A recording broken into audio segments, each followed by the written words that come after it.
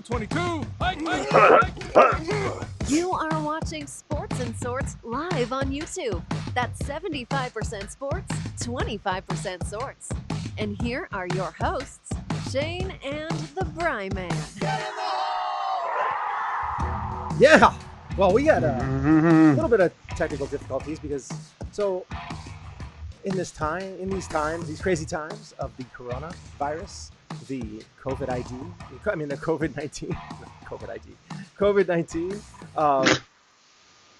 my wife has been using my computer and she has been setting up her eCam stuff on this as well.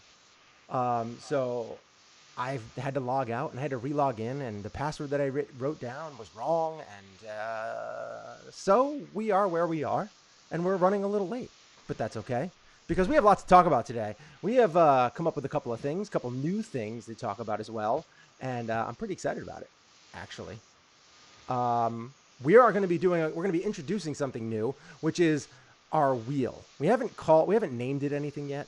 We're going to come up with a name. How about the Wheel of Misfortune? We could do that. We could do that. I feel like that's been used, Oh, but I'm not sure. But I like that. So we might. So this is our wheel, and it's going to be in the future when things go back to normal. What's that? The Wheel of Doom? Something like that. We will. I think we're more creative than that. I think we can do it. But when we're going to be spinning this at the end of every show, and we'll figure out what our next sorts topic is going to be for the next show. And that's what we'll do. But for now, there's going to be lots of sorts. So we will be spinning this on a regular basis. We'll do it at least once a show. Today, probably not, but starting next show. And this way, it'll give us some time to prepare, and you'll kind of know what we're going to be doing for the people that are watching. I'm excited about it. Something I just kind of came up with yesterday. And then I think Bryman's pretty excited about it. He's donning his NWO cap right now, looking fierce because of Wrestlemania yesterday, which is something we will be going over later. Well, he will be going over later. I only know what I know from, scrolling on Twitter for 30 seconds. But that's about it. And he's going to give his review of that. We're going to be talking about our Mount Rushmore of Rom Coms. One of my favorite things to watch are romantic comedies, because I really like comedies, but I like it when it's set a little bit more, just like there's a little drama in it, just to kind of like pull you in, get you feeling those emotions, and then some of the crazy stuff that happens in it is just great. But like the dialogue that goes back and forth in these movies are just tremendous. So we're going to be doing our Mount Rushmore of that. We're going to be talking about our what did we call it? What was the thing that we called it? The question of the day: the worst BOGO sale ever. The worst buy one get one sale ever. It's your choice. What do you think is the worst buy one get one sale of all time? Brian and I have come up with a couple of things that we're going to talk about. I don't know what he's going to say. He doesn't know what I'm going to say. I got three. I think I did three. I didn't. Every once in a while I just kind of sat and thought about it, chuckled a little bit, and then moved on. But yeah, that's stuff. That's some stuff we're going to be talking about. So to get this time going on, let's start off. Do you want to start off with the straight up like just silliness, or do you want to go into that and have the break in between WrestleMania, or do you want to end with the worst buy one get one? What do you want to do? You want to end with buy one get one? Just give people more time. Can we do our Mount Rushmore of Rom Coms? That'll be I'm excited about that. So yes, we can. Yeah, let's do that. All right, let's do that because this is very personal to us. Yes. So are you a big fan of rom coms? Love rom coms. It was hard for me to choose these four. It was really hard. Well, it was and it wasn't. Yeah. I mean, it was great. Like, there's so many that I love that I just want. So I have like several honorable mentions too. But like, I could have gone on for days with honorable mentions. Right. Yeah, I know. Me too. Many that I just. Didn't even bother with honorable. I cut myself off. I just did. I just was like, no, I'm just gonna name my 4, and maybe I'll toss in one honorable mention or something. But I don't want to go nuts with that because it could just be a never ending. I mean, it could be the whole show if you want to talk about great rom-coms. Mm-hmm. But these are the ones that are, of course, our Mount Rushmores, our top 4, which I am excited about. Okay. I'm excited to hear yours. I wonder if we will have any at all in common. I kind of don't think we will, but our tastes are different. A little bit. But I'm You excited to hear what you got, though. You never know. How do we want to start this? All right. First, this is how we want to start it. I don't know if this is working. Hold on. Technical difficulties. All right, here we go. The presidential march here. Let's get that going. So this way we can get into our Mount Rushmore of rom-coms. Hail to the bee, I'm the one they like to hail to. I hate him so much right now.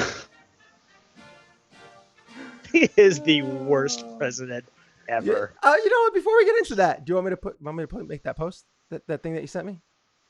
Or do you want to do that later? Oh, yeah, no, do it later. All right. Do it later. So after the Mount Rushmore? After the Mount Rushmore? Yeah, don't distract me. We'll do after the Mount Rushmore. I'll put that. Fuck! I touched my face again. God damn it! Well, don't roll around in my other hands people and then touch your face. No, my hands are very clean. They're too clean. They're very dry. The combination of soap to lotion is just my skin. Yeah, my skin is just at my desk.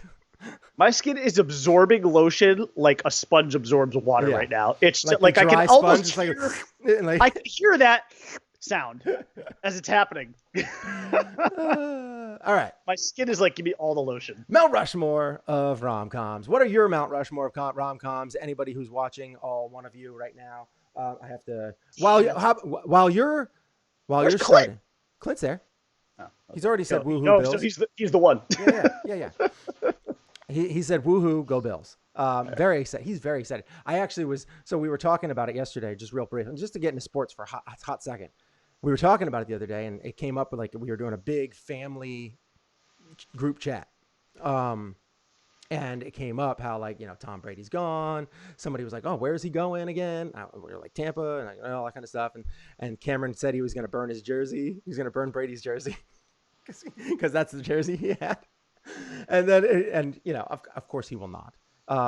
He'll probably likely give it to his nephew when he outgrows it. But regardless, I know that probably made you a little happy for him saying that, just because he's going to burn Brady's jersey. Anyway, so thank you for the PSA, Clint. Yes, this is not a fucking kid show. That came up. Yes. Thank you, Clint. Thank you. This is one of those.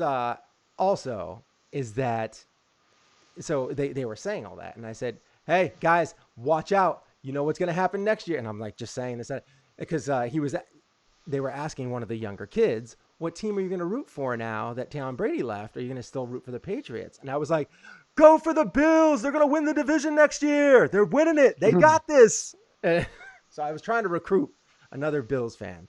So we'll see how that worked out. I doubt it's going to work out. He'll probably stay a Patriots fan, which is unfortunate. But let's get into the Mount Rushmore of rom-coms. What are your favorite rom-coms? Go ahead and post them in the comments. We'd love to hear from you. And then also, I'm going to let Bryman go first, so this way I can share this YouTube video. How are we doing? Are we going Lincoln? We start Lincoln. Teddy, Tommy, George. Because on the mountain itself, it is George, Thomas, Lincoln, Teddy, right? Yes. So we're going in backwards order. Oh, so wait. Lincoln's. He's on the right. He's on the far right. Yes. Okay. So I'm sorry. So it is Lincoln, Teddy, Thomas, George. Lincoln, Teddy, Thomas, George. That's the order. Yes, okay. Yes, sorry. yes, okay. yes, Yes. All right. So all right. Because really the two that really truly matter are Lincoln and George. Yeah. I mean, those are the two that those are the bookends. Those are like the goats. Okay. Yes, you're right. You're right. So those are the two So Lincoln's my number 2, and then 4 is Teddy. Number 1. Yeah. Okay. And 3 is so it's 2, 4, 3, 1. Really, yes. In real, This is some fucked up shit. Yeah. All right. All right. So you give me yours. And I'm gonna share the YouTube video on things. Okay. My Lincoln is this one was easy because it was so easily my number 2. It's been ensconced in that position. And my number 2, my Abraham Lincoln of Mount Rushmore rom-coms is Clueless. Oh. Alicia Silverstone, a young Paul Rudd, still handsome, incredibly handsome. Oh, the youth at the not only handsome, but his personality makes him even more handsome. it's just so great. He's kind of a Baldwin, so. But Clueless, as I just did right there, is an extremely quotable and memorable movie. What's that movie that he did with Leslie Mann? This is 40 or something like that? That was good too. Yes, that was excellent. Yeah. That was an excellent movie. I love it. And one of her lines in that movie was how pissed off she is at him because he gets better looking and she doesn't, which was so great. But yeah, I Clueless, for people like you and me growing up, in the late 90s, early 2000s, especially those kind of being our, early to mid 20s formative years, Clueless was a classic. That's a classic for our generation, I believe. Extremely quotable. Characters were so great. So many different and awesome characters. Brittany Murphy, the late Brittany Murphy, who played Ty, was, the girl that Cher took under her wing to try and kind of, because she was adorably clueless. It's just it's a fun movie. It still holds up. I think I watched it recently. It still holds up really well. It was one movie that I don't know if they made like a crappy sequel to it. I don't think they did, but I know they never made, if they did make a sequel to it, which they might have, I know it didn't have Alicia Silverstone. And, in hindsight, I'm kind of glad they didn't, because it just would have never been able to come close to that one.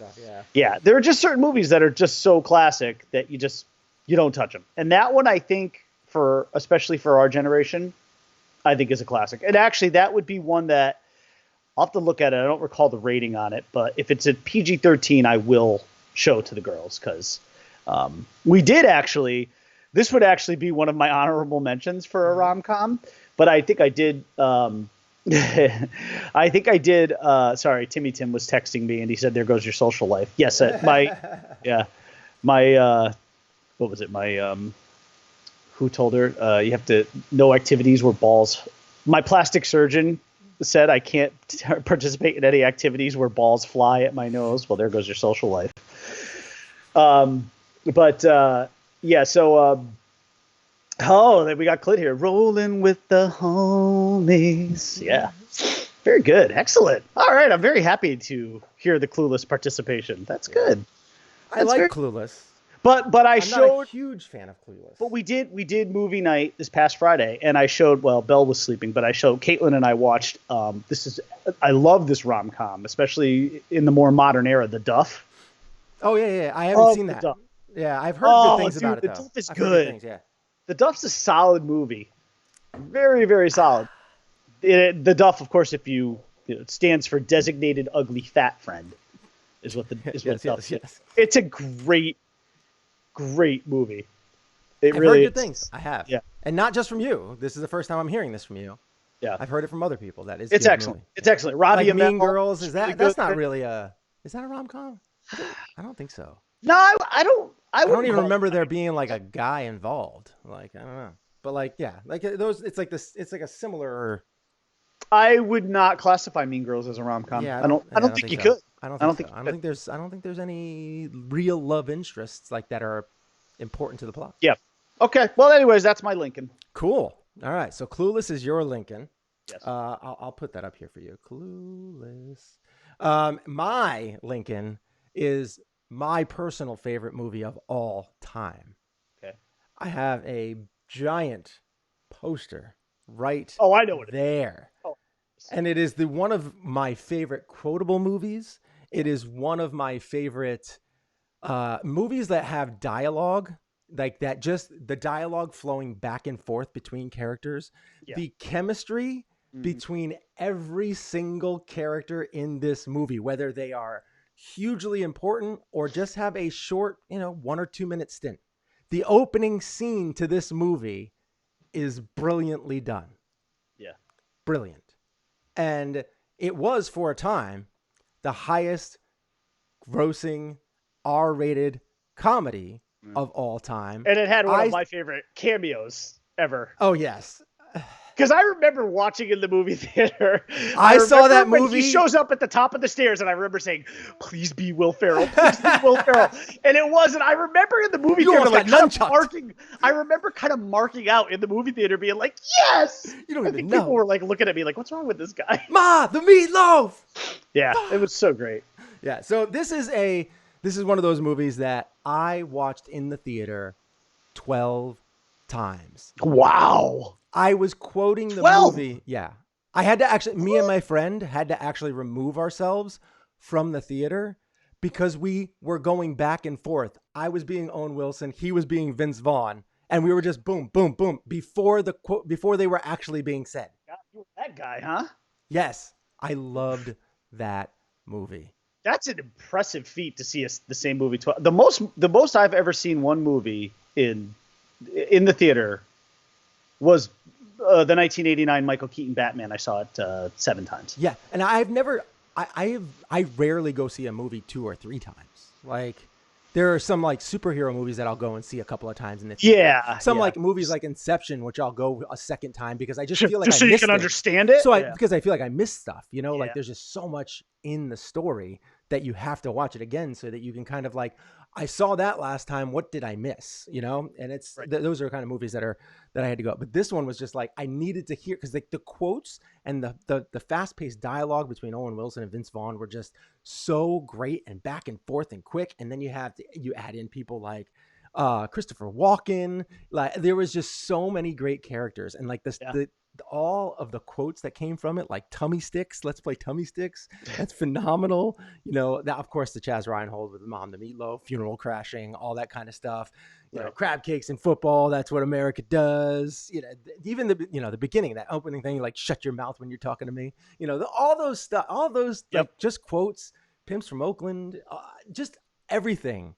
Yeah, phenomenal. Love that movie. It is amazing. Wedding Crashers, life is a party. Crash it. That's the tagline. Yep. So this great movie. I love that movie. It's my favorite of all time, but I didn't put it as my GOAT because I feel like there's a different movie that probably deserves it. And I would say that Wedding Crashers might not be around if it wasn't for that movie. But we will get into it anyway. After this, we're going to get into the Teddy Roosevelt. Go ahead. Give me your Teddy. So this is my number 4. And this was, it was kind of tough for number 4 for me because, like I said, the Duff was high up there. So I can't believe the Duff almost made your list. It was close. I really like that movie. Wow. It was up there, as was Coming to America, which I guess technically qualifies as a rom-com. So those were up there. If it has romantic and comedy in the description area on IMDb, now, I will probably take some cheeseball shit for this choice. But how could I not choose a movie that has, well, at one time, what was considered to be America's Sweethearts in it together? Tom Hanks and Meg Ryan. And of course, my everlasting love for Meg Ryan until she went topless. And then I was like, oh, that was a bad idea, Meg. You shouldn't have done it. She was like 45. I know, which is why she shouldn't have done it. She should have. Because I had this wonderful image of her, and then it got trashed by that terrible movie. What was it called? The Boxer or something? I think it's the biggest problem of that is all the plastic surgery she had done. Like, she was so cute. She was so cute. Yeah. She was so goddamn cute. Mm-hmm. I had Sleepless in Seattle and You've Got Mail both in my honorable mentions. Oh, so you actually don't know which one I'm going with here, I don't. which is the funny part. If you had to guess, I would say which one Sleepless would in it Seattle. be? Really? You Got Mail? You've Got Mail? Wow. Love You've Got Mail. Sleepless in Seattle was my favorite rom-com for a long time.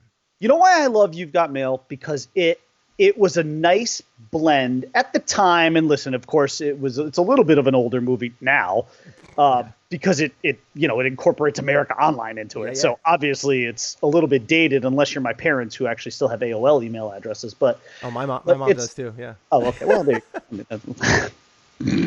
I didn't even know AOL was actually still a thing until my I parents think Yahoo continued bought to. it.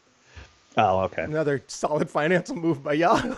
Yeah, certainly not one of their better ones. But anyways, yeah, no, I love You've Got Mail because it's a nice blend of old fashioned meets modern, especially in the way that movie was put together. Yeah, Tom Hanks, because a big book it took guy it and- took and a lot of there's a lot of subtle, nuanced dialogue that is very old fashioned in the movie, but it's combined with sort of that America Online modern, doing everything through the computer as opposed to snail mail letters. Right. It's got that, but it still has a lot of that shop around the corner throwback to it a little bit. It really is a very pleasant romantic comedy. It's really well done. And the chemistry, listen, of Tom Hanks and Meg Ryan, I mean, obviously it's just a no-brainer. Mm-hmm. But I really enjoy that movie. I could watch that movie again and again. I could probably quote most of it. And I don't know that it's meant to be a highly quotable movie, but for me it is because you've watched it as many times. But yeah, I mean, that's on my list. I had to put it on there. I had to be true to myself. Clint's mom has AOL too. Of course. They all do. They all do. That's fantastic. Yeah. That, by the way, I'm getting my eyes are like tearing up a little bit from that. I was like laughing. There was one other rom-com, but it was kind of weird because I didn't know whether to classify it as a rom-com, but although it definitely is. And it was also close. I would actually, we'll get to it. We'll wait till the honorable mentions. Okay. Because I've already mentioned two of mine, and now I'll give you the third. Okay, my next movie is also a highly quotable movie. I might argue in this era, it is up there with being just as, if not more quotable than Forrest Gump. So this is like around that time where it came out. And it is such an incredible quoted movie. It's absolutely a romantic comedy. And on top of that, it is so funny. It gives you the feels of love too. They did a really good job with that, and it has a tremendous actor in it. A bunch of actors that are just very good, Academy Award winners, all that kind of stuff. And I'm going to try and play a little clip here. And it's not going to be, it shouldn't provide audio. It could. I really don't know. I've never done this before. But if you can see it on the screen, let's see if we can get it in here. Of course, I won't. You will in a few seconds. But I'm trying to do a nice short clip. 16 minutes, I'll see it. Yeah. And it's real quick. I just wanted to put that up there. And that is Jerry Maguire. That movie, okay. so incredibly quotable. You had me at hello. The human head weighs 8 pounds. Show me the money. Like, it just goes on and on and on and on. Quan, like all that kind of stuff that they have, the dynamic chemistry, the chemistry between Tom Cruise and Renee Zellweger, Tom Cruise and the boy, and Tom Cruise and Cuba Gooding Jr.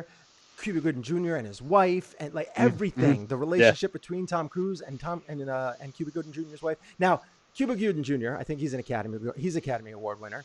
Tom Cruise, not an Academy Award winner, I don't believe, but Renee Zellweger is. You have Cuba Gooding Jr.'s wife. I can't remember what her name is, but I think she won.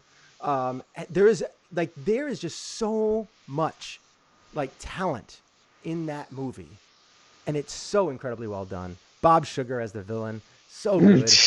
Jay Moore, right? So good, yeah, so good in that movie. Everything, I love that movie. It had to be my Teddy Roosevelt, because Teddy Roosevelt's kind of one of those guys that you want to go out and have a beer with. And I believe Jerry Maguire, also one of those guys you want to go out and have. Like, that would be an amazing conversation to have a sit down with like an incredibly powerful sports agent who actually just, can you imagine that? Like, going out there and just saying like, no, I'm not going to do it this way. I'm going to look out for the athlete. Like, that doesn't happen. Yeah. That doesn't happen.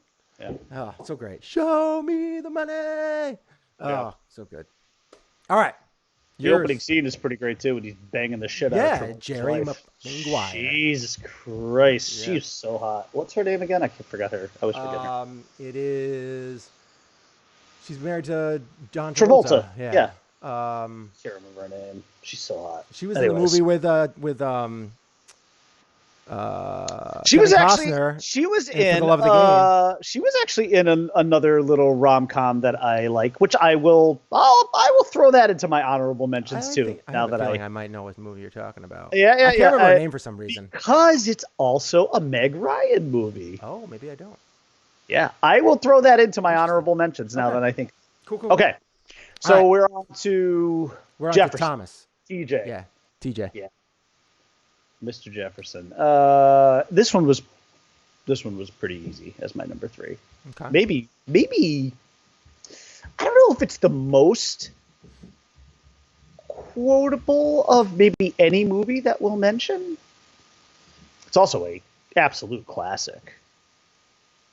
And if it's not if it's not on your list, Shane, to me that would be inconceivable. Because the Princess Bride should be on most top romantic comedy lists because it is an absolute classic. It is. It is an absolute classic with some of the greatest fictional characters that we have ever had in a movie. So quotable. An unbelievable movie that has stood the test of time, which is going on, Jesus, I don't know, what are we, like 30 years now, maybe? I don't know how old it's great. It is a phenomenal movie. It's such a great movie. Such a great movie. Wesley, the Dread What was your Teddy Roosevelt? Cup. You've Got Mail. Oh, that's right. Go ahead. Keep going. I mean, just a phenomenal movie. So quotable. As You Wish. I actually just said that to my wife the other day. Like she said something, and I went, "As you wish." I've got the Inconceivable magnet on the fridge upstairs. It's inconceivable. He was so great. He was so great. It was tremendous. Wow, and that's 2 movies. That guy made my top 4. I forgot his actual name, the guy who plays Vicini, but he's now made 2 of my 4 because he was in Clueless. He was the teacher in Clueless. So he's one of those actors that's in a lot of stuff. He is, and you forget his name, but he's good. Yeah, he's solid. Yeah, he's a solid actor. He's another guy. I bet you it'd be a great interview. Princess Bride was a very easy. That was a very easy number. It wasn't. So I love Princess Bride, but it was not in my list. It's in my honorable mentions. But yes, it is. It's there. I love it. It's great. It's an amazing movie. I can watch it whenever. But it just. Wait, hold on. I need to answer Clint's question because he said Fezzik are the rocks ahead. If they are, we'll all be dead.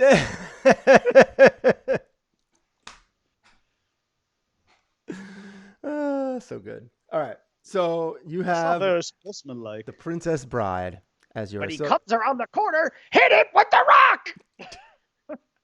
My way is not very sportsmanlike. All right. My Thomas Jefferson. Another one that's one of my favorite. This is probably my favorite one. It might not be my favorite sports movie of all time, but it's definitely up there. It might be. I love this movie so much. I binge watch it several times a year. Usually sometime around like the Masters and US Open area. In that time, I'll see it probably about 3 to 5 times. Yeah. Maybe more. I end up getting to watch it so much. I love it. I love the actors in it. I think the villain's great. I think the story is phenomenal, and it makes you get so excited to persevere. Yeah. And that is Tin Cup. I knew Tin Cup was going to be on here. Tin Cup is my favorite golf movie of all time. It's a good movie. It is. It is also just another one that's highly quotable. There is the dynamic between Rene Russo and Kevin Costner is tremendous. The dynamic between Kevin Costner and his hated rival, what's his name? He's married to Kim Basinger, or not Kim? He's married to what's his face? What's her face? Oh my God, what's his name? Don. Clint's still quoting Princess Bride. What's his name? Don something. I'm on the Brute Squad. You are the Brute Squad. I'm asking you a question. Who? Oh, what was it? What was the? Sorry. Don Johnson. Don Johnson. That's what his name Don Johnson? is. Yeah, Don Johnson. Yes, the villain in the movie. He was great. Oh yes. He had yes, cameos from my man Phil Mickelson. He was in there. That's right. So good. Lee Trevino, I think might have made a. I think he made a cameo, but I'm not sure. That might have been in Happy Gilmore, that one that I'm thinking of. But yes, Christine loves The Princess Bride. It's one of her favorites. I love when you quote The Princess Bride to me. I do that. I do that from time to time. But yeah, you should quote it later. Get a little action tonight.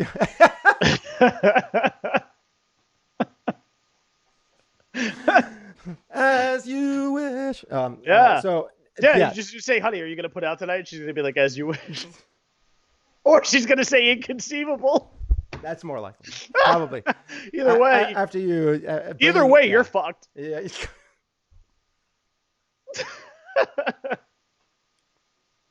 it with the rock. Whew. Yeah, please hit me with a rock right now. Okay, so yes, Tin Cup. Love the movie. I love the ending. I think it's tremendous. The only thing I wish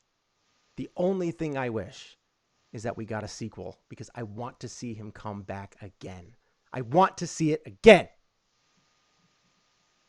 I want to see him go because he's qualified for the next U.S. Open. I want to see it happen. We haven't got to see it happen. It's unfortunate, but he's a little old now. Maybe he'll do a new one where he's on the senior tour. Yeah. And need to quote Tommy Boy for that. Tommy like wingy. Do it. Go ahead. You do it for me. Tommy want wingy. Tommy like. All right. So we got let's see. Tin Cup for me. You had Princess Bride, tremendous.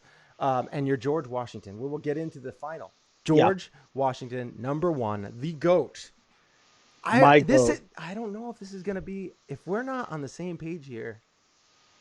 I don't think we are because this one is, so this one features America's, if Meg Ryan and Tom Hanks are America's A-list sweethearts, then this would be like the B-list sweethearts. Okay, yeah, then no, we're definitely not. Or let's call it that's not fair. Let's call it the A- to B+ sweetheart list, because this is as soon as you texted me or put this on any list. Yeah. By the way, get any list. It's good for all grocery shopping lists. It is. It's tremendous.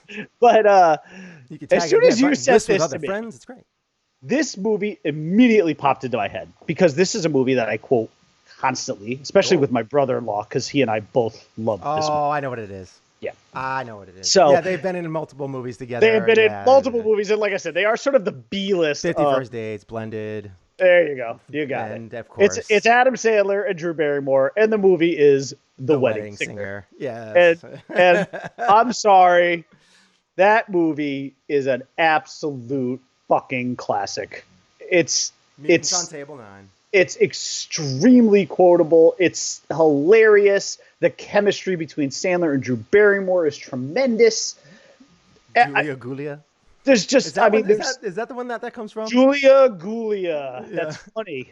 Why is that funny? I don't know.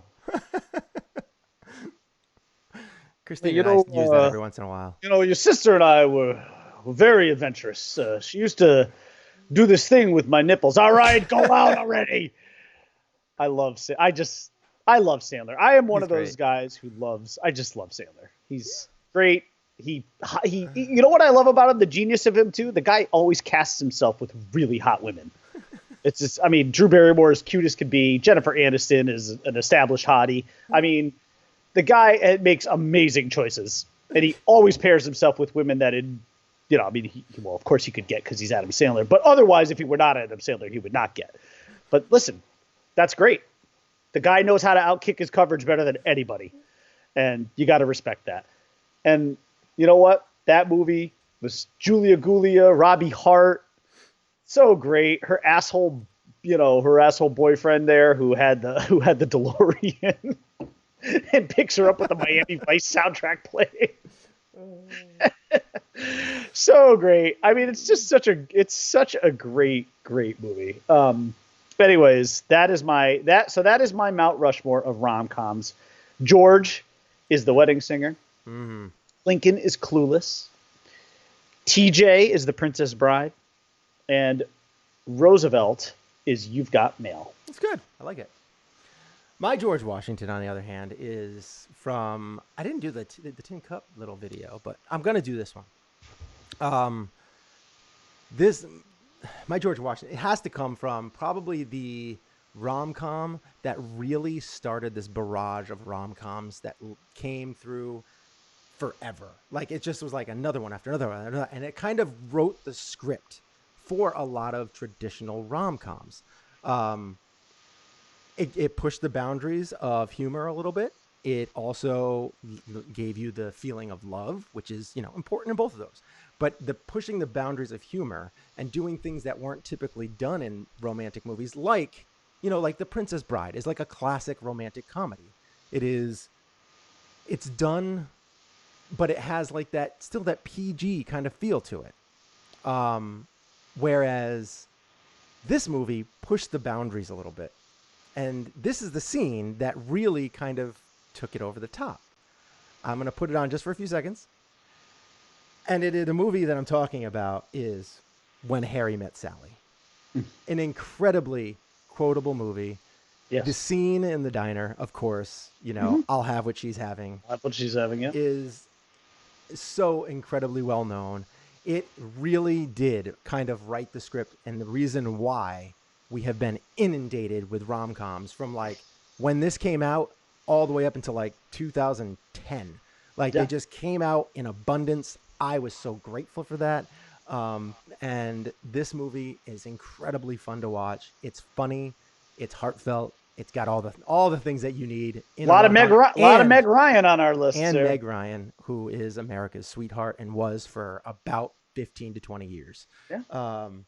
So that is, and it was one of those it was a crush that I think a lot of men had for many years. So by the way, that is my GOAT, because it is the reason why we have been given so many, and I love that movie. There was a long time I kind of was mad because I really loved the whole Meg Ryan, Tom Hanks relationship. And I thought that they were getting overlooked by When Harry Met Sally. And I just couldn't get into the relationship between those two characters because I just didn't really want it. But then I revisited it over and over again, and it was like, so good. Carrie Fisher's in that movie. Also incredibly good. It's just a classic, and it is amazing. And if anybody hasn't seen that, go watch it. If you are into rom-coms, you will definitely love it. It is a tremendous film, and that is my George Washington. I got 4 from Timmy. Tim is he's watching on YouTube, but he's texting me. Okay, yeah. I got his 4. Okay. So there was at least one honorable mention in here for me, and almost 2. But I loved this list. I especially loved the top 3. Forgetting Sarah Marshall. Tremendous choice. Highly quotable. Raunchy, hilarious, just great movie. Good movie. Yeah, absolutely. Here's another one I love, and I think you do too. Bedazzled. Yeah, that's a classic. It's so great. It's so stupid. It's so good. It's so stupid good. Yeah, I love it. Love Brendan. I mean, when Brendan Fraser was at the height of his popularity, Yeah, really good. Coming to America, which I had earlier mentioned, tremendous. was part of my honor. Very nice, very nice. And then his last one is Defending Your Life. I don't even know what that is. That's an early '90s Meryl Streep, Albert Brooks movie. Oh, okay. I do remember it vaguely. Talent. I think Rip Torn was in it too. That's got some talent. Yeah, definite talent. But I remember it. I think I remember it being a pretty good. But I don't honestly recall too much about it. I just kind of remember. I know Meryl Streep and Albert Brooks were in it. Okay, that's solid list. Hey, Clint, what's your top 4? Throw it in the comments. I know you like obviously The Princess Bride. Should we do our quick honorable mentions? Yeah, I'm gonna. You can do yours first, or if you want me to do mine, I can do mine. I have mine up. I have like several. Well, I already mentioned Coming to America. Yeah. The Duff. Mm-hmm. I would put Forgetting Sarah Marshall in that group. I won't put Bedazzled in there because I know it is a rom-com, but I would categorize It's almost like it. a guilty pleasure. Yeah. And then so the one that I wanted to mention with so this was another Meg Ryan movie. And it has Kelly Preston. That's John Travolta. Yeah. So, do you remember the movie late '90s, Addicted to Love? Yeah. With Matthew Broderick. Mm-hmm. Fun rom-com. Yeah. Really fun. I loved the plot of that movie. It was so unique and weird. I mean, it was also very creepy in a way too, because basically Meg Ryan and Matthew Broderick are holed up in this like abandoned building across the street from where both of their exes are now together, and they're spying on them every night. But which on the surface sounds uber creepy, but it was great. And the Matthew Broderick Meg Ryan chemistry is good, really good. It's a fun movie. If you've not seen that movie, check that out. It's been years. It's fun. Yeah, it's really that's fun. one I might have only watched once. Yeah, and I really liked. Was it? Meg. I think it was either Meg Ryan's grandmother. I think in the movie is really, really funny. Yeah. She's I only have to revisit like that one. Yeah, she's So only in like one spot, but I have my honorable mention list. Are you done? Yeah, Right. I think so. So my honorable mention list is How to Lose a Guy in 10 Days. I love that movie. That's a great one. And Matthew McConaughey went through that's a rom-com. classic. He went through a rom-com phase. I also like Failure to Launch, but that's not in my honorable mentions. I do like that movie though. Something About Mary, also. Yeah, that was close. It was in there. I was trying to figure out a way to put that in, and I couldn't. I just couldn't do it. I couldn't. The movies either. that I had, I just couldn't do it. Another one, A Knight's Tale, with Heath Ledger. Yeah, that's phenomenal. Good. That is a phenomenal movie. Does it qualify as a rom-com? Yes, it's romantic, and Paul Bettany is hilarious. He is. He actually was really great. So funny, and even some of the sidekicks that he has are just funny. They're all good. Yeah, you're right. I guess it qualifies. That's just a great. I just love that. So that movie. You've got because I love the mix of it being set like in medieval times with with the current soundtrack music. though. Yeah. It's really so good. You've Got Mail I obviously have in there, as well as the Princess Bride, and then a couple that some people probably wouldn't have in there. My Best Friend's Wedding, Julia Roberts. Yeah, great movie. That is a great movie. It is. It's something with one of those movies that my wife got me sucked into, and then I grew to love it. Just that they have like some fun sing along in there and all that kind of stuff. It's just there's a lot of goodness that happens in that movie. Notting Hill, another great Julia Roberts. That's movie. been on a lot lately, and I have watched it. Yes, it is an extremely funny movie. It does seem a little off not to have Julia Roberts somewhere in this list, because when you think about Pretty Woman, which is one of the ultimate rom-coms, it is. It's just not one of my favorites of hers. I know it's not mine either. I prefer to watch Notting Hill or My Best Friend's Wedding. I do. Of those three, My Best Friend's Wedding would be my top one. I mean, I don't even know. Is Mystic Pizza a rom-com? I don't even know. I have no idea. I don't know if I've actually even watched that movie. And then another one, Sleepless in Seattle, obviously, with Meg Ryan and Tom Hanks. And then the other one that I'm surprised that you didn't mention on your list, because I'm pretty certain that you and I both love a lot of the characters in this, and I would consider it a rom-com. I haven't actually looked into IMDb to check if it's an actual rom-com, but in my opinion, it is. Okay. It's more comedy than rom, but Just Friends. Oh, yes. No, that's a rom-com. Oh, of course it is. Oh, that's a good call. Ryan Reynolds. That's a good call. And Amy Smart. Yes. Love that damn movie. That's phenomenal movie. So, yeah. Excellent. Good call. That's a good call. Melissa and I love that movie. Dinkelman. We love that movie. Yeah. That's actually why she likes that movie, because she likes Chris Klein. Oh, and she likes Ryan Reynolds. She finds both of them attractive. So who doesn't? No, I don't. Very good-looking men. You're weird if you don't. Completely unfair. But all right. So let's get. All right. Those are our lists for the rom-coms on the Mount Rushmore. We'd like to hear what you have to say about yours. But those are mine for sure. All right. Let's move on to what do you say we're gonna get into? Oh, that's right. Presidential. So we're sticking with the presidential stuff. We will get into something that the Bry Man sent me just before the show today. You need to put this on the show. I think this is a great meme, and It is. it's unfortunately wildly accurate. Like, really, it's really, really accurate. I'm gonna put it over my face for now, so you can talk. There you go. This is great. Dr. Fauci. And it doesn't really Cuomo, require a lot of COVID-19. explanation. I think if you look, now, granted, my brother and I were talking about this the other day because he was actually asking me how many times he thinks I've watched Jaws. He actually asked, he's like, has it been in the thousands? And I'm like, I don't think it's in the thousands. Yeah, I said, that's I said, but it's definitely in the hundreds. I mean, I've literally watched Jaws hundreds of times. Well, he's like, I thought maybe it was the thousands. He's like, because I know, like, when we were young, and he's like, I remember I would come home and you'd either be watching Jaws or Excalibur. And I'm like, yeah, I know. Our parents were really not but it's true. Those were like my two go-to movies. And it's no coincidence that they both actually have space on this wall. Yeah. But this is a great meme. And look at it very carefully and just think about I'll blow it up again in a little bit so people can see. So, okay. Basically, I'll it's blow just it up huge on my it's side. just a little pick stitch of 4 of the Jaws characters, including Hooper, Matt Hooper, Chief Brody, Mayor Vaughn, and of course Bruce the Shark. And in this, okay, and let's just kind of, I won't go in order, but the Shark is obviously COVID-19. Mm-hmm. This is the horrible killing machine that is either injuring and or killing a number of bathers, as Mayor Vaughn would put it. that supposedly injured some bathers. Mayor Vaughn is 100% Donald Trump. Yes. I mean, he is ready to open the beaches as soon as possible so that we can get, as Quint put it, all of these businesses on a paying basis. Mm-hmm. Okay, mm-hmm.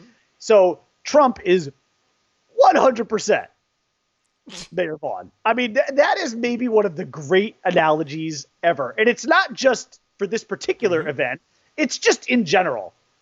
That's Donald Trump is Mayor Vaughn. Andrew Cuomo, the governor of New York, and who I think a lot of people consider to be a real warrior in this whole thing. I think there's a lot of these governors that have been tackling this and really looking out for the people. I'm not a huge Ned Lamont fan, but I think the way that he has handled this has been exemplary. I think Connecticut's governor, and I'm actually thankful that he's the governor and not the guy before, who I'm not even going to mention. Those who we do not speak of, I will literally not mention. I know his name, but I'm not going to. Him and his dumb, weird spelling of his first name, I'm not mentioning it. I'm going to let it go. Okay. Terrible governor. And I'm not joking. If you Google worst governors in U.S. history, his name pops up. Those whom we do not speak of, his name pops up. Okay, back to the meme. Anyway, back to the meme. So Cuomo is Chief Brody. Perfect analogy. But maybe, and I would say that the second best analogy is Hooper as Dr. Fauci. Mm-hmm. Because he's the one reasonable guy who's trying to plead with Mayor Vaughn not to open the beaches. Yeah. Because you see, what you have here is this a perfect eating machine. All it does is eat and swim and make little sharks. Okay? And all COVID-19 does is infect people, get them sick, or kill them. And Mayor Vaughn doesn't care because we're going to open the beaches on the 4th of July, baby. And Trump wants to open the country on Easter. It's such a great meme. It's so perfect. It is. It really is. So perfect. And Cuomo is the guy who's doing his best to kill the damn thing or to at least try and, neutralize it. Mm-hmm. It's perfect. It is a perfect analogy of art imitating life or whatever. Life imitating art in this case, actually. So also a movie that gets quoted and used constantly in a show that I watch, Cougar Town. I'm still watching it. Yes. Occasionally, and it gets used, and they talk about it with the jellyfish, and and he scratches the chalkboard and everything. It's tremendous. Y'all know me. Yeah. Well, how I earn a living. Y'all know why. Well, ask Clint. I mean, Clint and I and our boy Scott Sadalino, we used to just constantly, when we worked at ING together, we would always end up, it seems like invariably at Scott's desk and just quoting Jaws. That's fantastic. A highly quotable movie, and Right there. Yeah, you've got the original. That's the original classic. And I can't show you mine, but mine's right above Yeah, me the here. one that you had. Yeah. The ones that I had made. Yes. Tremendous. My canvas prints. Yeah. One of Quint, and then my literal favorite movie scene ever. My favorite movie scene of, Smile, you son of a. Brody as the shark with the barrels approaches him. It's a great line too. That is my favorite screenshot in cinema history. If you've never used that line in real life, I used it just the other day in conversation. No, I'm not talking about you. But I'm talking to the people. Oh, if yeah. you've ever not used that life. Oh, yeah. Use that in life. Yeah. Especially if you're a guy. Yeah. You know. Correct. You're dead to me. If you're a guy, you haven't used that, you're dead to me. Yeah. That's fair. I'll give kids the yeah, option to get older to watch this movie. Yeah. But my kids know when I say it, though. They know exactly what I'm referencing. Course. Get the eye rolling and Smile, you son of a. I would love to just do a Jaws deep dive show someday. We could do that. Just talk Over a about cocktail? some of that would actually be a good drinking show. Just to talk about it. Just talk about some of the nuances of it, because I know anything. I just know so many stories about Jaws because I'm just so well read on the subject that we should do a Jaws only show. We could do that. Maybe in the summer, maybe in July, maybe on or the something July. like that. Yeah. Be a nice 4th of July show. We drink. Could do that. We could do that occasionally. If we're still stuck in our houses by then, my God. But anyways, so what are we moving on to now? We are the BOGO. Yeah. The BOGO, the best, the worst. BOGO of all time. Your worst BOGO. I'm gonna go first with mine. This was fun. So the first thing that popped up to my mind was something because I had talked with you about this on the show a long time ago. We're talking probably a year or more ago. I had came to you and said we had talked about on the show how I was going to get a vasectomy. Okay. So one of the worst buy one get one's free would be. I was like, hey, you want to go together and do the? I was like, let's vasectomy, vasectomy BOGO. I'm glad you did this because I also am going to pull from very recent personal experience. I think am I going to have it here? Is it going to take mine off the list? Let's go. Prostate exam. All right. Yeah. Because let me tell you, I was actually just telling Melissa the other day. I'm like, I know I'm a straight guy. A lot of these are going to be medical. I've always known I was a straight guy, but it wasn't until I had my prostate checked that I really realized, I am as straight as an arrow, baby. Because I don't care how pretty Ryan Reynolds is. I don't care how pretty Ryan Reynolds or Chris Klein or Tom Welling are or Billy Zane. I don't care. I don't want anything in my ass. That is an exit-only area. And that's just the way it is. So that goes into mine. Buy one, get one free. Colonoscopies. So I figured that would show up on the list because it's got to. Yikes. It has to. Although, from what I hear, the worst part of the actual colonoscopy is actually the prep, not the actual. Nobody wants to do that. Because of whatever that shit they give you that just makes you crap. Like it's funny that you said whatever that. Like you just got a box of colon flow from.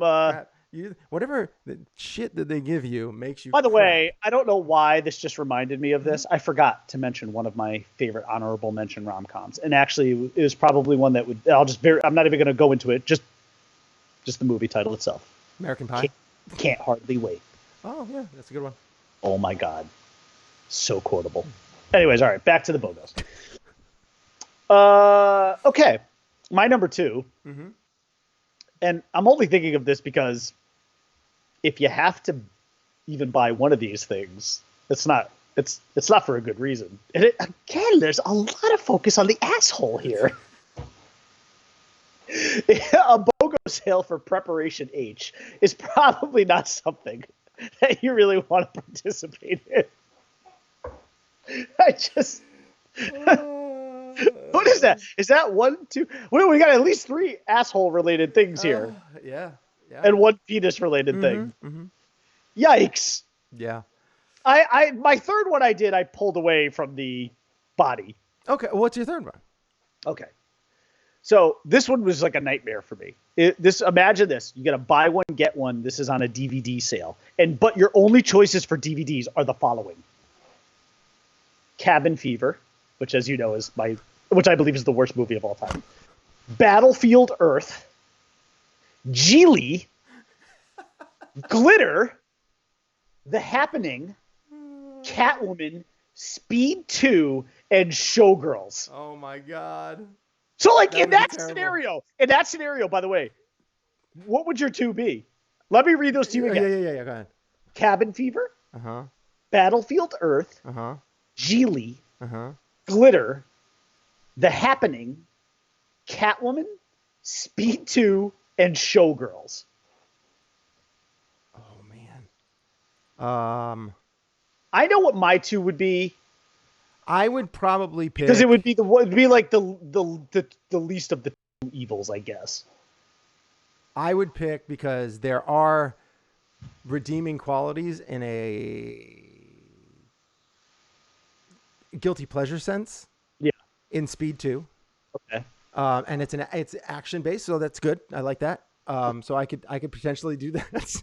Right. I mean, the board. And then the get one free would probably be Showgirls. Okay. So one of mine, we have one in common there. And I will say I will put my Is buy. Geely an actual romantic comedy because it's funny, not in the way it's supposed to be? Oh, I don't know. I guess. I suppose it A qualifies. guilty pleasure movie. So I guess for me, just I'll say my buy one is The Happening, which is a really bad M. Night Shyamalan movie, but I am still an M. That's Night. the one, Mark. Oh no, you know what? I'm going to put that one in there instead of Showgirls because I forgot about that. That's with Mark Wahlberg, right? Yeah. Oh, Now, I'm definitely doing that. That is one of the most guilty movie pleasures ever because it's so terrible. It's a terrible, terrible movie. It's The Happening and Speed 2. I forgot about The Happening. But so my get one free would be Showgirls. Because at least you get to see some hot women. I mean, and which is why I almost put Catwoman, because at least Hit and Run Hallie is in tights, for like 50% of the movie. So it is terrible, but So those were my. I'm doing The Happening and Speed 2. Yeah, those were my BOGOs. I like it. I like that. That's good. That's good. I like that list. It's good. I like it. That's a good one. I like that. So did you notice there is actually on Vudu? There is actually one. I'm sure I did because I've been looking at Vudu like 8 times a day. Yeah. So there is a bundle right now. Oh yes. And the bundle the question is, did I already buy it? No. Because it's two of the worst movies that came out. Going to Vudu, directed right? by this certain two people. Okay. Jupiter Ascending and Cloud Atlas. They paired them together. I was like, Nice. who wants that? I'm so glad that they did it, and like they didn't do like is that $4.99? I don't know. I have no idea. But I wouldn't even pay for it. So that's one of those things that like normally you see them do like so they can get like Jupiter Ascending or Cloud Atlas off the shelves. They'll be like, oh, you can get Matrix and Cloud Atlas, like so they can sell Cloud Atlas a little bit. Yeah. Or they'll do that with Jupiter Ascending, but like no, like that. By the both way, of those movies are so terrible. They must be giving that away. Can I, speaking of Voodoo, though, actually, because can I do a really, really quick Mount Rushmore of Easter movies? I'll make it very quick. I'll just name the titles. I couldn't even think of. I don't even know that I have an order to put them in. Yeah. Well, I like, I'm not a good Christian. I'm an average at best Christian. I mean, as far as the church going part of it, but there are some Easter movies that I really like. First of all, I'd be completely remiss if the Ten Commandments wasn't on there. Charlton Heston. Okay. Ben-Hur, I would put on there. I would put this one. I actually really liked this movie. It came out actually not too long ago. It was a few years ago with Joseph Fiennes, Risen, which I thought was really. Oh yeah, that was pretty good. It was actually really cool, and the actor who I really like, Cliff Curtis. I really like Cliff Curtis. I don't know if you know who he is. But he played Yeshua. He played Christ. And then my last one, and this is an animated one, is The Prince of Egypt. I love The Prince of Egypt. which actually was, I think Val Kilmer is, I want to say Val Kilmer is Moses in The Prince of Egypt, but I don't recall. Let me look it up. I know he's one of the main voices. Let me see, Prince of Egypt. Let's see, Prince of Egypt. Val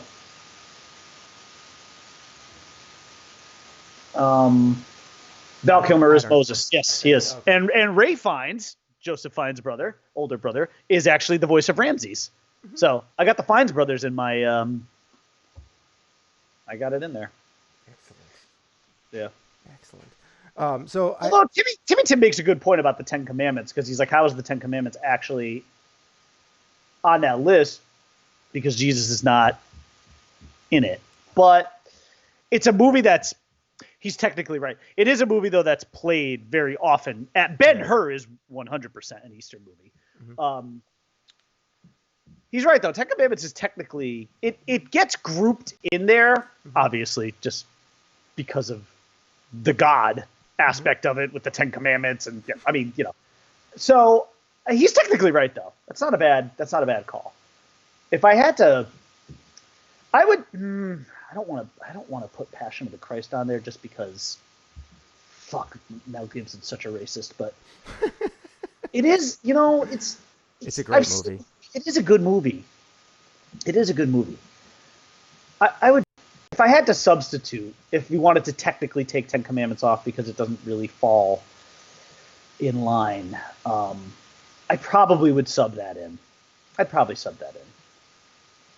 I mean, there's not a huge amount of, you know, Easter-related movies without getting into some, you know, territory of things people just maybe have never even heard of. Mm-hmm. But, yeah. So that would be that. Cool.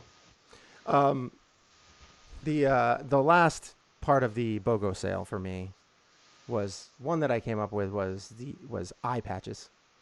That's good. And there was one that I saw by somebody out there that said the worst buy one, get one. And this is just funny because it's kind of a popular culture term right now. It has been for the last several years. The worst buy one, get one of all time is Nickelback CDs. It's not great. It's definitely. A Clorox bottle says, yeet, hi. Who is Oh, that's my daughter. That's Is Isabel.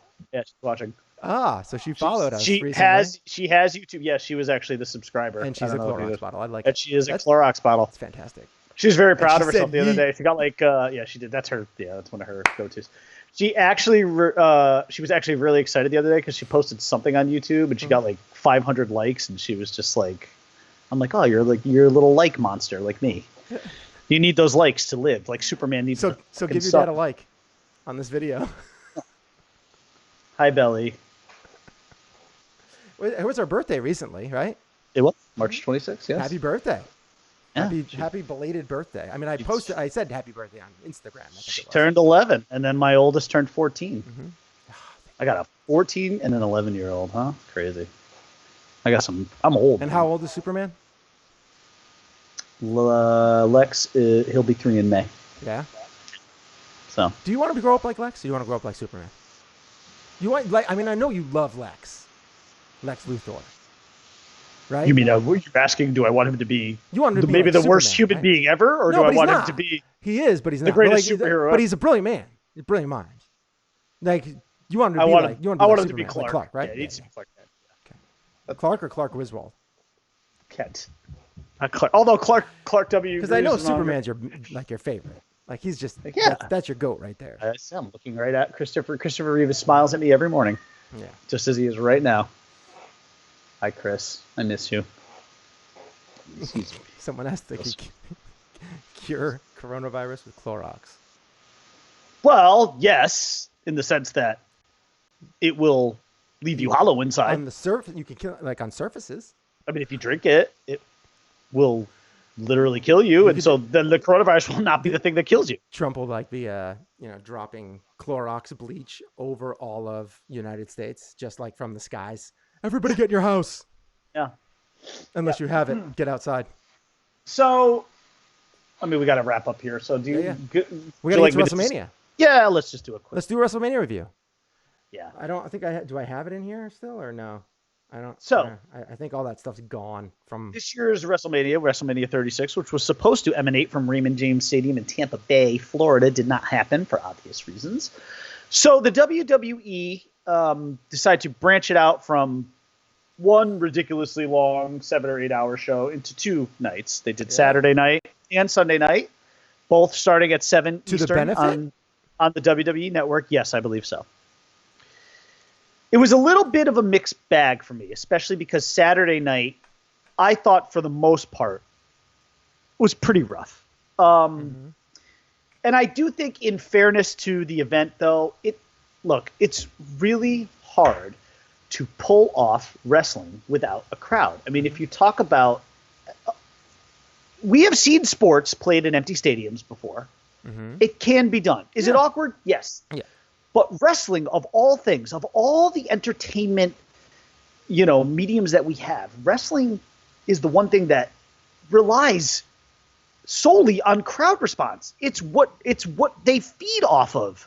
Because, yes, are all these things incredibly scripted and drawn up? Yeah, they are. But there are subtle nuances that go on throughout matches that very much play off the crowd. And you didn't have any of that. And that made it tough. And it made it tough for the audience. It was tough. Like, just entrances were just so blah. Like the guy or the woman's music plays, they come out and there's just nothing. There's no fan response. There's nothing to feed off of. There's nothing for anyone to respond to. And, it's tough, too, because habitually a lot of these wrestlers, as they're, executing moves or when they come to the ring and they'll stand on the ring post and they're normally looking out to a crowd and they're doing it and they're looking out to nothing. Just an empty, tiny little performance center arena down in Orlando, Florida. I'm not going to go too crazy into I guess the highlights of the first night, I don't know. I mean, Alexa Bliss and Nikki Cross won the women's tag team titles in a very forgettable match.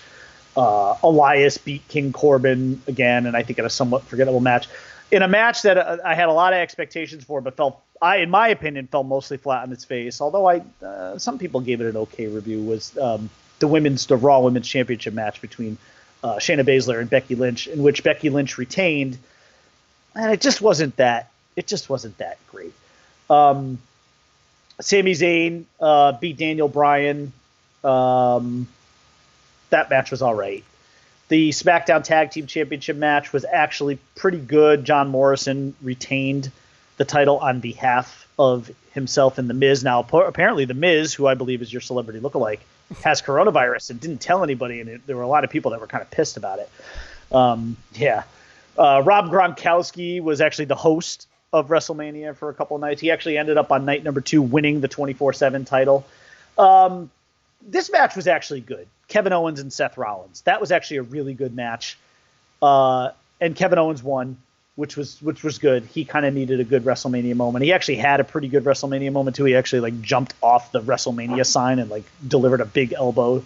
The Universal Championship match was just trash. It was just one finishing move after another.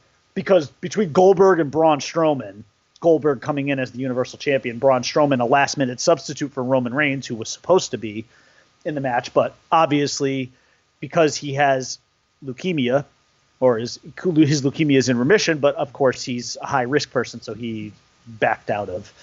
And I suspect we probably won't see him for a little while until this is all cleared up, because anybody with leukemia or any other underlying condition like that should not expose themselves in any way to anything like this. So, but anyways, and then the big highlight of the match was the Boneyard match between The Undertaker and AJ Styles, which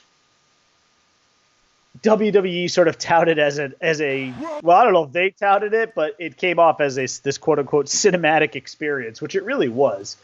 By the way, I found the clip. Well, let me tell you something, brother. There we go. I got it. It's very delayed, but I got it. I will tell you this. At first, when I first watched this AJ Styles Undertaker match, I thought, Jesus, this was a real disaster. But I actually started to appreciate it more last night after night number 2, and I'll get into why in a second. So let me just go. So that actually was the last match of night number 1, and the Undertaker did bury AJ Styles, dropped some dirt on him, and then rode off on his bike, and that was how night number 1 ended. So it was actually a pretty strong ending. Night number 2. I think the first match was the kickoff show match was Liv Morgan versus Natalya, which was kind of a nothing throwaway match in which Liv Morgan won. But the very first match, the official first match of the night, was a real, and this is where I felt really bad for a lot of competitors, especially these two incredible women, these two really gifted athletes, Charlotte Flair and Rhea Ripley. Rhea Ripley was the NXT Women's Champion, and Charlotte Flair is, of course, Charlotte fucking Flair. And she's probably going to go down as the GOAT as far as women's wrestlers, period.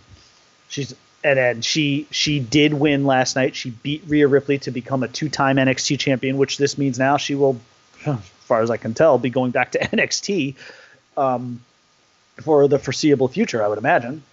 Unless she loses the title quickly to somebody else. Maybe she drops it back to Rhea Ripley to put her over and maybe eventually comes back to WWE.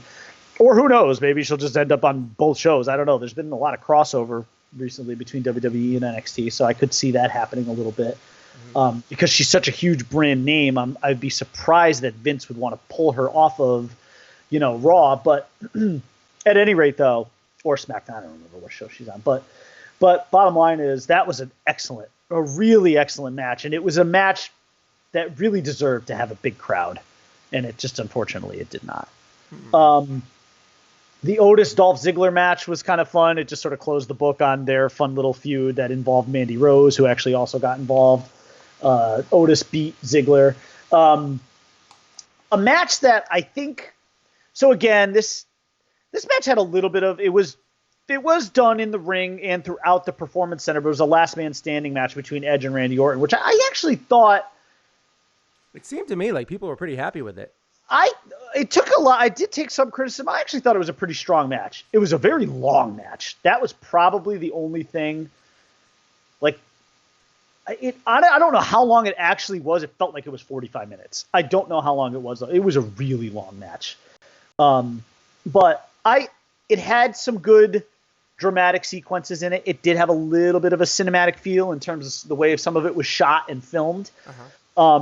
I think the WWE did the best they could to make lemonade out of lemons here, because let's be honest, they were up against it.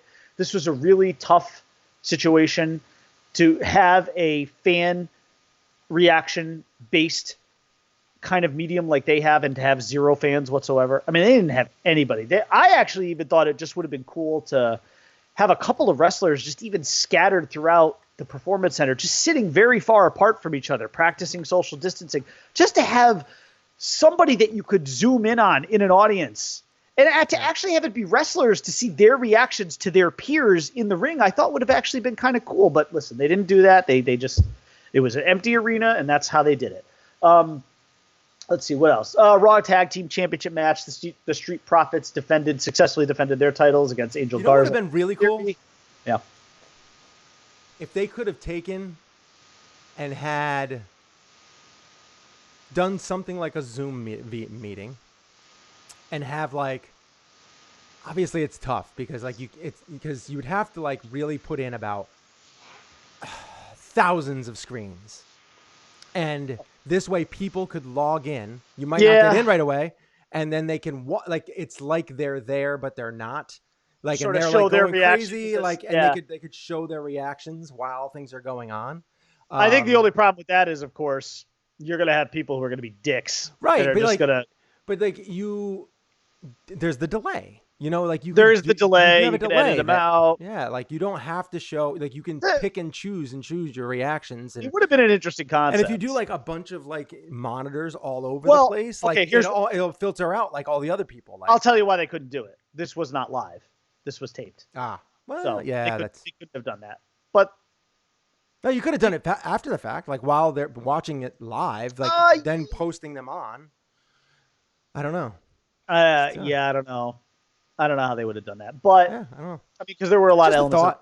But anyways, so just to wrap up, the SmackDown Women's Championship was a good match. It didn't have the result I wanted. I really wanted Lacey Evans to win. It was a 5-woman elimination match. So every time somebody gets pinned, they're out. Mm-hmm. Bailey, who was the defending champion, took on Sasha Banks, Lacey Evans, Tamina, and Naomi. I really wanted Lacey Evans to win. I was kind of hoping it would be her time because I think she's really kind of grown as a strong face character. Yeah. And it did actually come down to her and Bailey got help from her buddy Sasha Banks, and Bailey retained the title. But it was still a good match, still a very solid match. I want to hear about. Okay, go ahead. I'm just gonna skip to the end and then I'm gonna go back.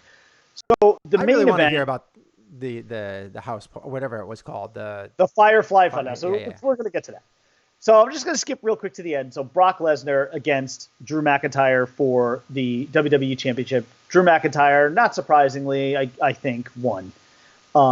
And he became champion. That match also, similar to Braun Strowman and Goldberg, was filled with just a lot of finishing moves, but it told a way better story. And it was it certainly wasn't a 5-star match by any stretch, but it got the result you wanted, and it was a good positive note to end WrestleMania on. But by far, and let's get into it, the highlight of the weekend, a cinematic production for the ages. I mean, we're talking like... I thought it was... The only thing I saw was like John Cena lifting the weights. The Firefly Funhouse match between John Cena and the Fiend Bray Wyatt, the let me in Fiend himself, Bray Wyatt. Is this like an alter ego? It's basically who Bray Wyatt becomes. And it's just sort of like Finn Balor becomes the demon, and but this is a tremendous alter ego, and it's got a great supernatural effect and feel to it. This was the highlight. This would have been cool, even if WrestleMania had actually been a normal event, no COVID-19, everybody was. This still would have been a really fun and unique way to have done this match. It would have obviously been taped. The people in the stadium would have just been watching it on the screen, just as everybody at home would have been watching it on WWE Network. But it still would have been awesome. This was actually, I swear, like as I was watching it, I was just like, this is amazing. And Isabel was watching, because Isabel watches wrestling with me. She was like, this is terrible. And I'm like, no, honey, this is really good. Like, you don't understand the nuance. Like, no joke. And I am literally not joking. This fucking thing should be nominated for an Emmy. It was so perfectly well orchestrated. The WWE's production team they can do really amazing things because they can prop up, especially when it comes to, they can prop up a product that sometimes is very lacking because they do a lot of video montages and things like that are often way better than the matches end up being themselves. Like a lot of the pre-match build up montages that they put together often, almost always exceed the actual match itself. The only time that doesn't happen is NXT because the NXT product is just amazing. Yeah. And their matches exceed everything, including anything that WWE does. Wow. But it's hard to. This was I'll let me just read this to you because I had a hard time summing this up in my own words. So I'm going to read to you just something off of CBS Sports. Okay, this was sort of CBS Sports' recap of this match. John Cena versus The Fiend Bray Wyatt in a Firefly Funhouse match. This match is impossible to do justice in writing. I completely agree. Rather than any sort of wrestling contest, even in the context of Night One's Boneyard match, which of course was between The Undertaker and AJ Styles, it was a wide-awake nightmare for Cena, who Wyatt said would face himself. The two journeyed through various points in wrestling history and eras of Cena's career. After Wyatt made his point to Cena that the legend had been a privileged bully who was given endless opportunities in his career, while Wyatt had to work for everything he had accomplished, the Fiend appeared behind Cena, locking him in a mandible claw. The Fiend drove Cena to the mat with the hold, and Wyatt's other character made the 3 count for the win. So Bray Wyatt hit 1, 2, 3 as the Fiend was applying the mandible claw to Cena. You have to watch it to understand it. Yeah. As stated previously, there's no fair way to write about this match in a small blurb, but it was a bizarre and effective way of doing something wholly unique in the history of professional wrestling and bordered on true art more than anything WWE has ever pulled off. And they gave it an A+. Bleacher Report, I think, gave it like an A+++++. It's amazing. The match? They gave the match an A++? It's not really a match, though. It was barely a match. The match itself lasted seconds. It was really more of this cinematic editing job. I can't describe it. I can't describe what it was. It was beautiful and perfect and amazing. And it's something that everybody should watch, even if you're not a wrestling fan. Just watch it because it's just so wholly bizarre and unique. I've never seen anything like it in wrestling. And, of course, I loved it, too, because there were a number of Hulk Hogan. I don't know if you could call them homages. I would say they were references because they really weren't homages because they kind of were knocking him, basically, Hogan, in a number of ways. And one of them was an NWO-related thing, which was so great because they had, at one point, John Cena is dressed head to toe in NWO gear, NWO hat and T-shirt, and he comes out strumming the NWO World Heavyweight Championship a la Hogan in the late 90s. And it was just so but then like they did the Saturday Night's Main Event thing too, where you see they do like a little bits of the original Saturday Night's Main Event intro that has Hogan, and then they show. So when they did Saturday Night's Main Event and they had a steel cage, Hogan would do interviews from behind like one of the panels of the steel cage. And they had Bray Wyatt basically portraying Hogan behind the steel cage, and then Cena comes in, and that's where you see all the weightlifting going on. It was just so awesome. It was so awesome. Just even if you're not a wrestling fan, just find it and watch it. It was an amazing cinematic work of art. It really was. I don't know how else to describe it. Cool. It was essentially a cinematic masterpiece. Must-see it was TV. a must-see. It was. So check it out. But so my overall grade though for WrestleMania, listen, all things considered, they were up against a wall here. This was not an ideal situation for them to be in. I actually am going to give this a B+. They were behind the 8 ball the whole time with this thing. There was talk as to whether or not they should even go on with the event. Should they just cancel it and postpone it till a later time? So the problem is, especially in the WWE world where the show must go on and you really can't delay storylines like that. Because let's be honest, we don't know the next time you're going to have fans be able to pack an arena. I suspect, this is just me on my own personal level, I suspect it's going to be a long time before people feel safe going into an arena with thousands of other people. I mean, even if this thing is gone, completely gone, we are COVID-19 coronavirus free in July, which is probably pie in the sky. I mean, this is going to be one of those things that social distancing is going to be definitely practiced for at least the next almost year. I was going to say through the remainder of this year, at least. Until we get a vaccine. And then, until there's a vaccine. I told my wife the other night, I am not going to feel safe going into any kind of arena or stadium setting until there is a vaccine, which may be 12 to 18 months away. So, unfortunately. But I will give WrestleMania a B+. That's pretty good. They did a lot with very little to work with. And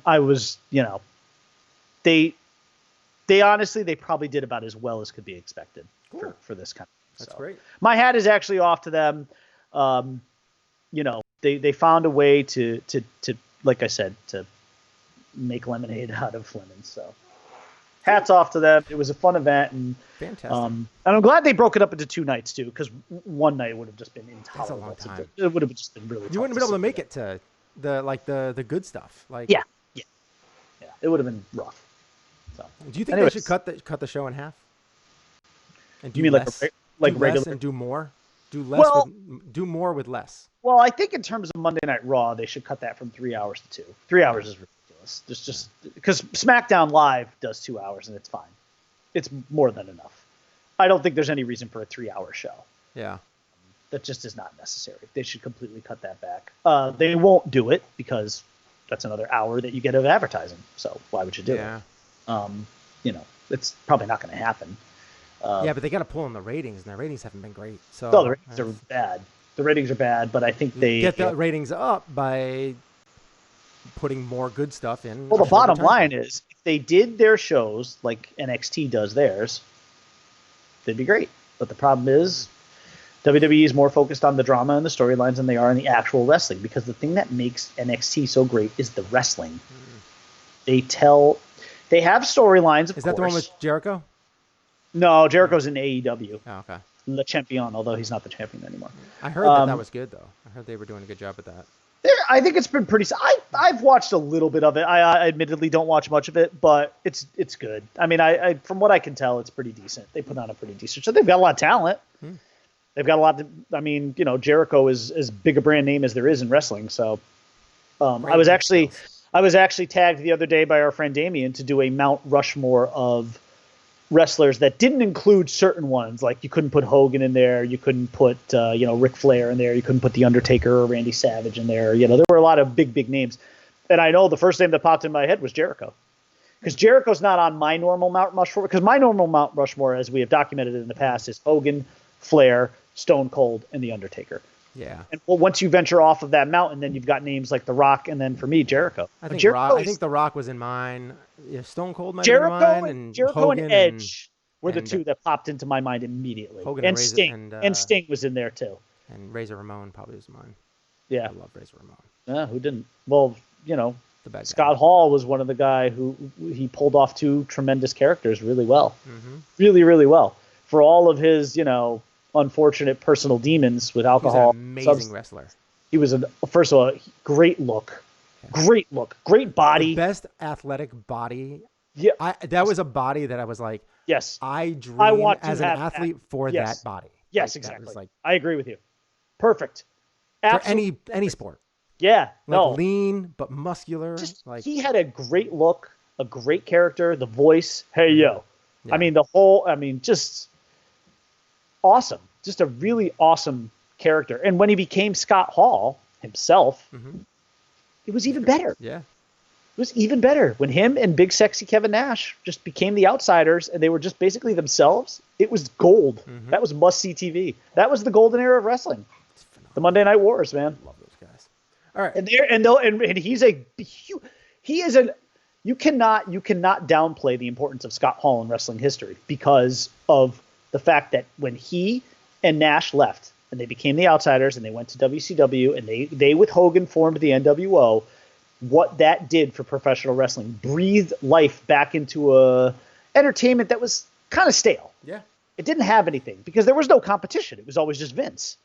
And then, so Scott Hall is one of the huge reasons for the renaissance of wrestling in the late 90s. Yeah. I mean, it's one of the reasons why I got back into it. Me too, actually, because I had walked away from wrestling for a while. I had until Hogan once I found out, once Hogan became bad, that's when I really got back into it. Yeah. It was getting stale. You had to change it up. It was. All right. So that's pretty much it for our show today. We thank you for tuning in and watching for this hour and a half show. It's a long show, but we'll come back again. We're gonna. We always do. We're gonna be putting on the old wheel. We'll figure it out. I will. We'll get some stuff to put on there for next week, and then or Friday, whenever we come back, I will try and let you guys know. I didn't do a good job of that last week, but I'll try and let you guys know. And when we come back, we'll spin that wheel, and we will have a topic for the next show. Spin that wheel. So maybe that thing by Damien, maybe we could get that on there. Or whatever you guys want to have something, you want to put something in the comments for us to do a Mount Rushmore, a particular Mount Rushmore. Let's do some Mount Rushmore because those are fun. I like doing those. And particular Mount Rushmore, a Rotten Tomatoes game, all that kind of stuff. We'll have all that in there. I have a couple. Oh yeah, we should do an RT. How is that only? I have a couple other things that I've been putting on the list. It's called the Advocate's Argument, and that's where you argue the opposite opinion of how you feel about something. So that would be like you saying how Jaws is the worst movie of all time. Oh, so, that would be easy for me to do, even though it's one of my favorite movies ever. Because you know it so well. So like that would be something. Why I have this thing called, I'm not sure if I'm going to keep this or not, but I thought it was kind of interesting as I was having a. You know what's funny about this is better than bacon, and then you come up with a couple of things that you think are better than bacon because bacon seems to be the number one thing from a lot of people. And I don't get it. So Could we actually do that? Could we do? And I would like to be devil's advocate and say why Jaws was the worst movie ever. Okay. And it's not really would being love devil's advocate. It's the advocate's argument. Okay. You're being the advocate, but it's not really a devil, because the devil's advocate would be like you just arguing the other side to argue the other side. Right, for the point of right, doing and this it, would be yes. me listening to you talk. I actually like. And we got to have a time limit too. I think we should have a time limit, Yes, we should. like a 5-minute time limit on Yeah, how yeah. Oh, to do it. it would be so easy for me to argue why Jaws was terrible. So we'll put that on the list. I'll put the advocate's argument. And imagine that coming from me, who may be one of the biggest Jaws fans in existence. Jaws. And I could so easily argue why it was a terrible movie. I could so easily make the argument, even though we all know it's not. Yeah. It's an all-time classic and one of the greatest movies ever, but I could so easily argue how it's a bad movie. Yeah, we could, and there's many others that we could come up with as well. And what the funny part is, I could legitimately mean a lot of it. Like that's the funny part. I could actually be serious about. Like I will be able to pass it off to you, and you'll think I'm serious. So all right. So we'll put that on there. That'll be something that we can do. That's one of the whatever they're called, the little inserts on there. We'll put that on there, and we'll put some other stuff like the Rotten Tomatoes game and stuff like that. See what we're gonna do. Mount Rushmore of something. We should tag it as like why Jaws sucks by Jaws' biggest fan. Yes. By the movie's biggest fan ever. Something along those lines. Yeah. All right. That's pretty much it for our show. Thank you very much for watching. You can find me on Twitter at IronHortusFinkle. Find me on Instagram at Happy McAvoy. We have reached mercifully the end of a very long show. No, this was a good show. This was fun. It was fun. And of course, in the words of the great and dead Tony Stark, part of the journey is the end. Maybe. But we will hopefully be back on Monday. There's rumors. Dr. Doolittle didn't do well. RDJ might be coming back. Maybe. I wouldn't shock me. Come on, it's a superhero. There's no universe where anybody's really dead. Well, not only that, but Marvel has a hard time killing off characters. They do. They just don't like to, especially popular ones. Yeah, well, like it's hard. Well, first of all, if you kill them off permanently, then you can't bring them back. Then you just go back in time. Oh, let's make another Black Widow movie. Right, exactly. Yeah. This happened before that. Zip it, Black Widow. That's one of my favorite lines from Deadpool 2. among many others. Zip it, Black Widow. Good stuff. Anyways, stay classy political. Oh, sorry. You can find me on Twitter at _Bry_man. And at some point, probably very soon, I would say, maybe not next week, but the week after, we will do a NFL draft preview show. Oh, yeah. Because that is a night that I think we all really need very badly. And it's a little more than 2 weeks away. Cool. I'm not big into the NFL draft, but I do. Don't worry, I like after the fact. Yeah, I'll watch a little bit. Like I want to see who the Bills draft and stuff like that. I'm not going to go crazy, but I am going to watch the Bills. I'm a little interested to see what the Patriots do, because there's some big needs there. I will be your Brad Pitt to Leonardo DiCaprio in Once Upon a Time in Hollywood, and I'll carry your load for you. Okay. If you've seen that movie, you understand that reference. I know it sounds gross. It's meant to. All right. Thank you very much for watching. Bye. Stay safe, everybody. I didn't do that. I didn't. Keep washing your hands, and unlike me, don't touch your fucking face. It's just a bad idea. You see that Samuel Jackson thing? Oh, yes. What was it? Fuck hole. Stay the fuck